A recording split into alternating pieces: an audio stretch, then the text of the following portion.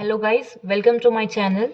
तो आज हम पढ़ेंगे एक बहुत इंपॉर्टेंट टॉपिक के बारे में जो कि एग्जाम में हर बार पूछा जाता है और इस बार भी ज़रूर पूछा जाएगा। स्लेव डायनेस्टी के फाउंडर कुतुबुद्दीन ऐबक के बारे में। कुतुबुद्दीन ऐबक का जो रूलिंग पीरियड था वो बहुत छोटा था, सिर्फ 4 साल का। 1206 एडी में मोहम्मद गोरी की डेथ के बाद उन्होंने स्लेव डायनेस्टी फाउंड की थी और 1210 एडी में चोगन खेलते टाइम घोड़े से गिरकर वो मर गए थे। स्लेव डायनेस्टी जिसे मैमलुक डायनेस्टी भी बोला जाता है क्योंकि स्लेव को अरबिक में मैमलुक बोलते हैं। अब इसका नाम स्लेव डायनेस्टी क्यों पड़ा?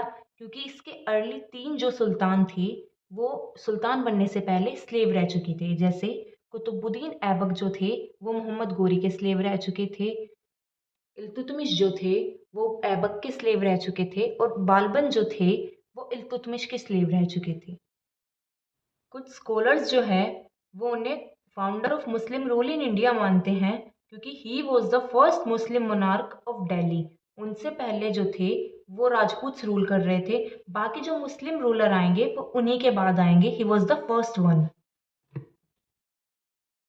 अब देखते हैं how he come in India.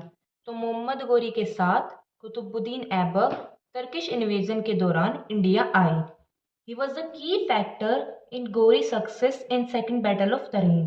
तो जो सेकेंड बैटल ऑफ तरेन में मोहम्मद गोरी की विक्ट्री हुई थी उसमें कुतुबुद्दीन ऐबक का एक बहुत बड़ा रोल था। तो उस विक्ट्री के बाद Mohammad Ghori declare him governor general of Indian conquest. उन्हें गवर्नर जनरल डिक्लेयर करके खुद वापस चले गए, उन्हें यहाँ रूल करने के लिए छोड़कर।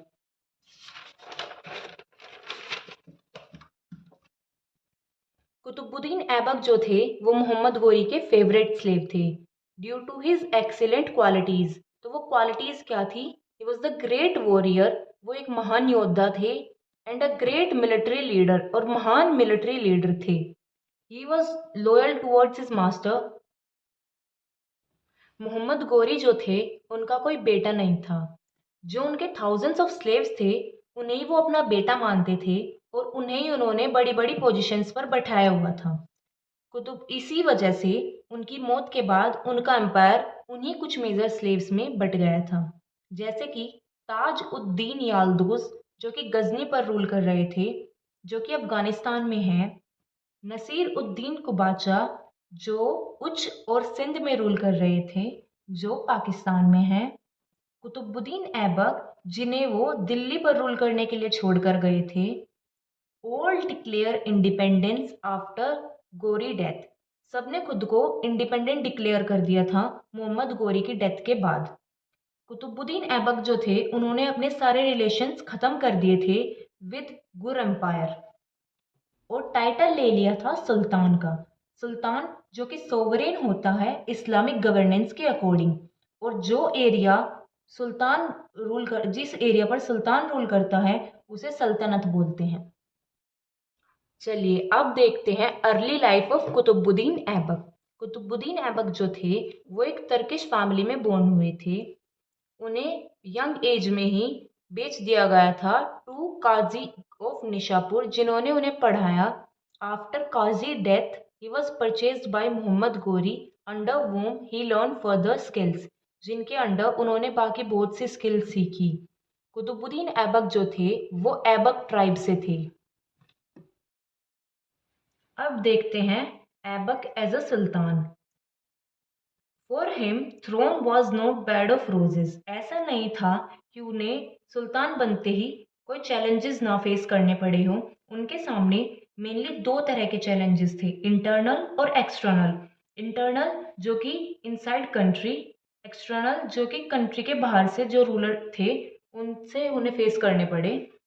चलो देखते हैं internal challenges. He could not depend on loyalty of Turkish officers who were jealous of him. जो तुर्किश ऑफिसर थे वो उनसे जेलस थे कि कैसे वो पहले एक स्लेव थे और अब सुल्तान बन गए हैं। तो इसी कारण कुतुबुद्दीन ऐबक जो थे ये बात जानते थे और इसी कारण वो उन पर भरोसा नहीं कर सकते थे।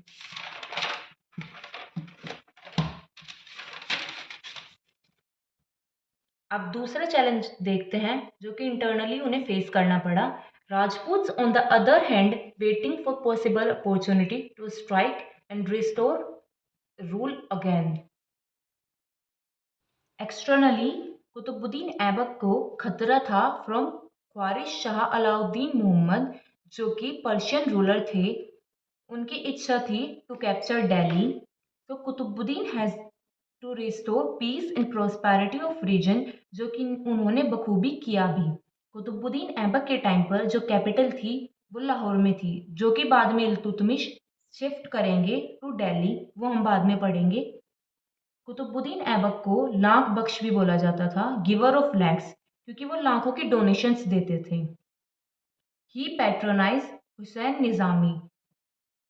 ही married daughter of Yaldoz, Yaldoz की बेटी से उन्होंने शादी भी की थी। चलिए अब देखते हैं कुछ अचीवमेंट्स ऑफ कुतुबुद्दीन ऐबक। ठीक है, Qutubuddin Aibak conquer Ganga and Yamuna region, यहाँ पे बेसिकली दिल्ली की बात हो रही है।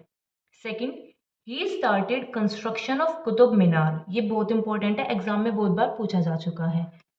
तो किस ईयर में कंस्ट्रक्शन शुरू कराया था उन्होंने? 1192 एडी में, as a victory tower to celebrate victory of Mohammad Ghori over Prithviraj Chauhan. Second battle of Tarain में मोहम्मद गोरी की विक्ट्री को सेलिब्रेट करने के लिए उन्होंने कुतुब मीनार का कंस्ट्रक्शन शुरू कराया था। जो इस कुतुब मीनार का नाम है वो एक बहुत फेमस सूफी सेंट थे, कुतुबुद्दीन बख्तियार काकी, उनके नाम पर रखा गया है। कुतुब मीनार जो है वो महरौली दिल्ली में सिचुएटेड है। अपनी लाइफ स्पैन में वो सिर्फ एक ही बिल्डिंग का कंस्ट्रक्शन पूरा करा पाए थे, बाकी जो 4 बिल्डिंग है आगे जो रूलर आए उन्होंने बनवाई। ही बिल्ड 2 मॉस्क। पहली है कुवैत उल इस्लाम जो कि दिल्ली में सिचुएटेड है, दूसरी है अढ़ाई दीन का झोपड़ा जो कि अजमेर में है। अब देख लेते हैं कुछ इंपॉर्टेंट क्वेश्चंस। वो was the founder of Delhi सल्तनत? तो दिल्ली सल्तनत के फाउंडर थे कुतुबुद्दीन ऐबक। सल्तनत वो एरिया होता है जो एक सुल्तान रूल कर रहा होता है जिस पर, तो यहाँ पे दिल्ली सल्तनत की बात हो रही है, ना कि दिल्ली की। चलिए देखते हैं दूसरा क्वेश्चन। वो was the founder of slave dynasty? तो स्लेव डायनेस्टी के फाउंडर भी मैंने आपको पहले बताया कुतुबुद्दीन ऐबक ही थे, और ही was the first sultan of slave dynasty. वो फाउंडर और पहले सुल्तान थे स्लेव डायनेस्टी के। और he was the first person mentioned as sultan of Delhi. Qutbuddin Aibak के टाइम पर जो कैपिटल थी वो लाहौर थी। अब देख लेते हैं, ये क्वेश्चन बहुत इंपॉर्टेंट है, 2-3 बार एग्जाम में आ भी चुका है। Explain 2 major buildings build by Qutbuddin Aibak. यहाँ पे 2 बिल्डिंग पूछी हुई है, हमें 3 पता है, हम तीनों बताएंगे। मैंने आपको पहले बताया, पहली कुतुब मीनार, दूसरी कुवैतुल इस्लाम, तीसरी अढ़ाई दिन का झोपड़ा। अब हम इसमें एक्सप्लेन कर देंगे कुतुब मीनार का। अगर आपको मेरी वीडियो पसंद आई हो तो लाइक शेयर सब्सक्राइब ज़रूर कीजिएगा, और अगर कुछ डाउट या सजेशंस हो तो कमेंट बॉक्स में ज़रूर लिखिएगा। Thank you so much.